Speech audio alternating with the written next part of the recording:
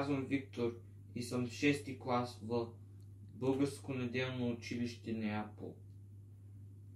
Днес ти ви четя Дядо Коледа от Гео Милев. Сняг на облаци се дига, дядо Коледа пристига. Възлатна хубава шейна, чак от стара планина. Зън, зън, зън, звънци звънят. В сладък сън децата спят, но да знаят той, що носи. Ще наскачат голи боси и ще дигнат шум без край. Дай на мене, дядо, дай. На мен кукла, настоян, топка или барабан.